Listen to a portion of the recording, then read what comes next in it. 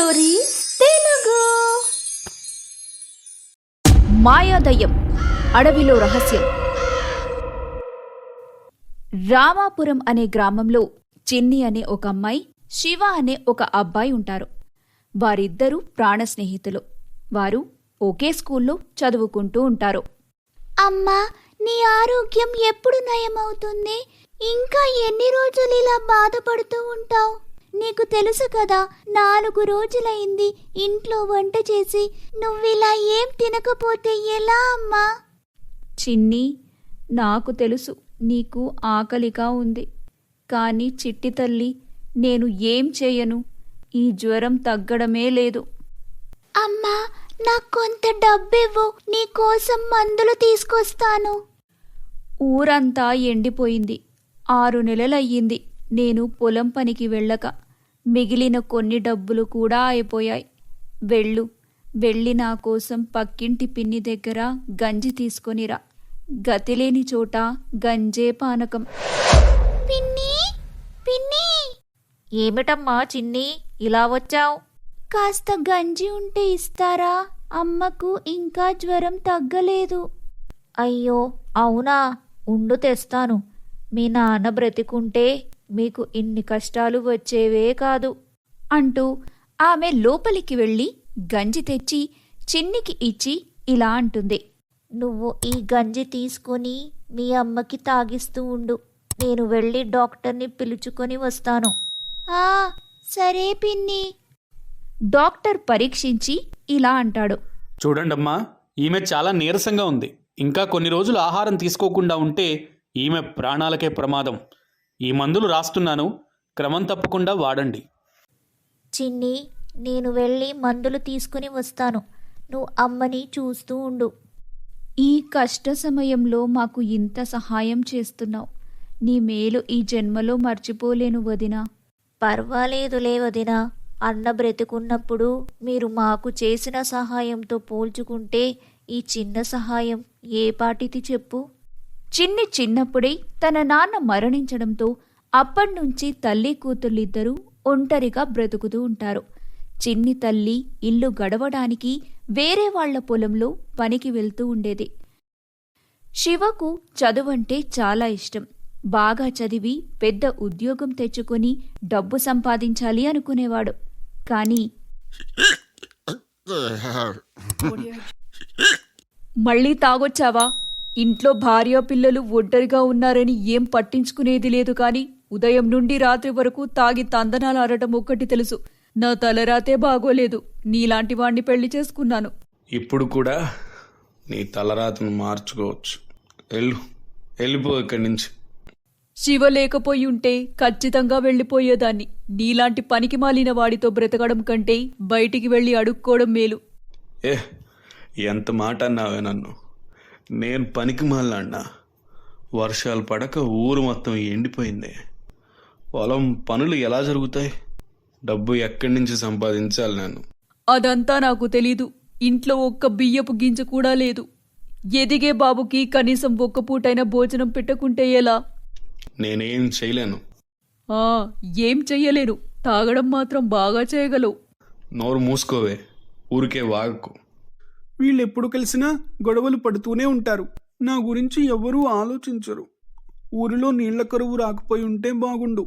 అమ్మా నాన్న గొడవలు పడేవారు కాదు. చిన్ని శివ ఇద్దరూ బాధగా ఉన్నప్పుడు ఊరి చివరి మలుపులో ఉన్న పెద్ద చెట్టు దగ్గర కూర్చుంటారు. ఈరోజు కూడా ఇద్దరూ వారి ఇంటి నుండి విసిగిపోయి అక్కడే కూర్చున్నారు. అమ్మ ఆరోగ్యం ఇంకా బాలేదు. మందులు కొనేందుకు కూడా డబ్బులు లేవు. ఇప్పుడు ఏం చేయాలో అర్థం కావట్లేదు. పోనీ నేనేదైనా పనికి వెళ్దామా అంటే చిన్నపిల్లవి నువ్వేం పని చేస్తావు అంటున్నారు. మా ఇంట్లో కూడా ఆ డబ్బు గురించే రోజు గొడవలు జరుగుతున్నాయి. ఇప్పుడు నేను ఆ ఇంటికి తిరిగి వెళ్ళను. ఈరోజు ఒక్క పూట కూడా భోజనం తినలేదు నేను. అది సరేలే, కానీ నేను చెప్పేది విను. ఒక పెద్ద ముసలవ్వ అడవిలో నివసిస్తుందని విన్నాను. ఆమె దగ్గర అన్ని సమస్యలకి పరిష్కారం ఉందట.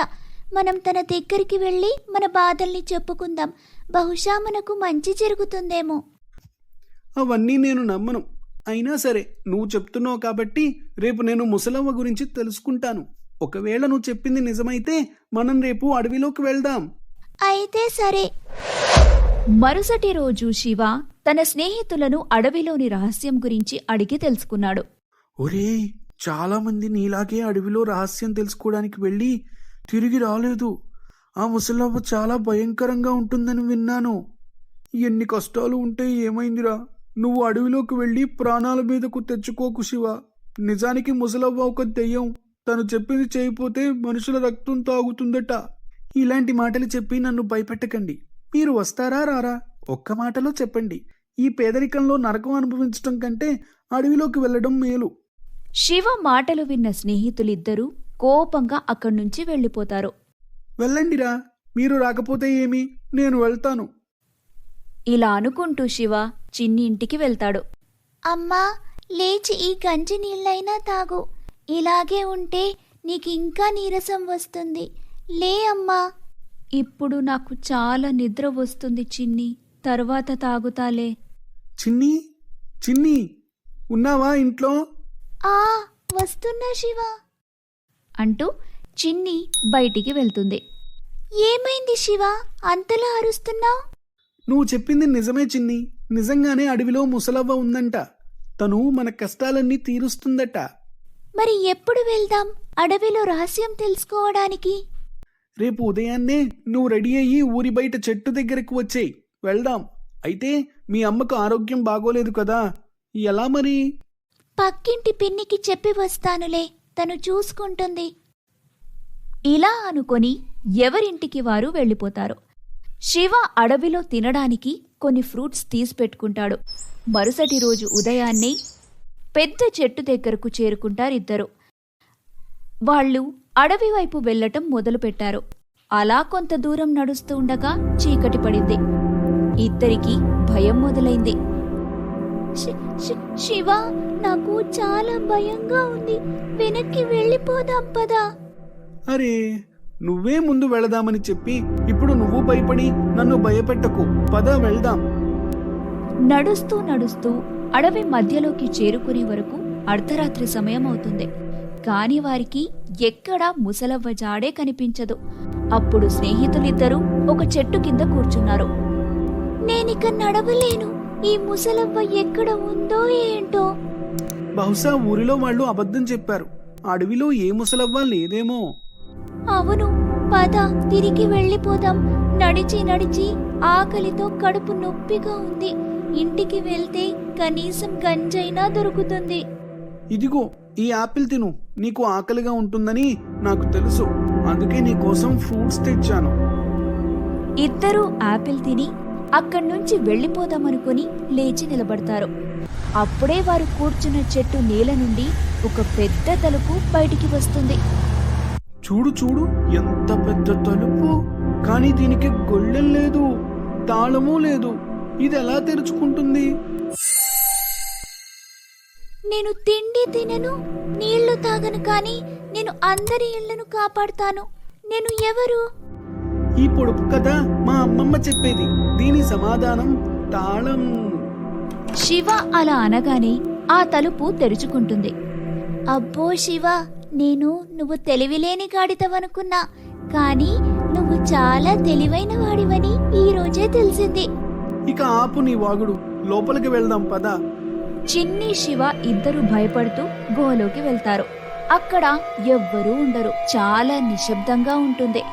అప్పుడే ఒక భయంకరమైన గొంతు వినిపిస్తుంది.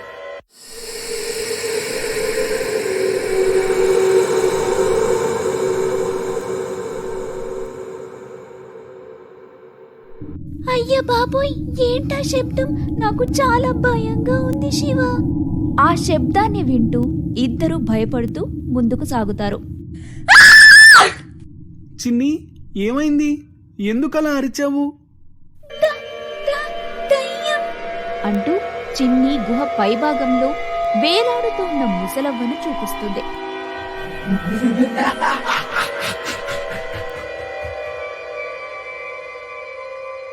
ఇద్దరు ముసలవ్వను చూసి భయంతో వణికిపోతూ ఉంటారు. ముసలవ్వ వాళ్ల దగ్గరకొచ్చి ఇలా అంటుంది. రండి పిల్లలు రండి, నేను మీకోసమే ఎదురు చూస్తూ ఉన్నాను. మా కోసమా? మీకు మేమెలా తెలుసు? తరువాత ఏం జరగబోతుందో తెలుసుకోవడానికి మా నెక్స్ట్ ఎపిసోడ్ని చూడటం మర్చిపోవద్దు. మీరు మా ఛానల్ని మొదటిసారి చూస్తున్నట్టయితే సబ్స్క్రైబ్ చేసుకోండి. ఈ ఎపిసోడ్లో మీకు నచ్చిన పార్ట్ని కామెంట్ చేయండి. మీ ఫ్రెండ్స్తో ఈ వీడియోని షేర్ చేయండి. Bye bye.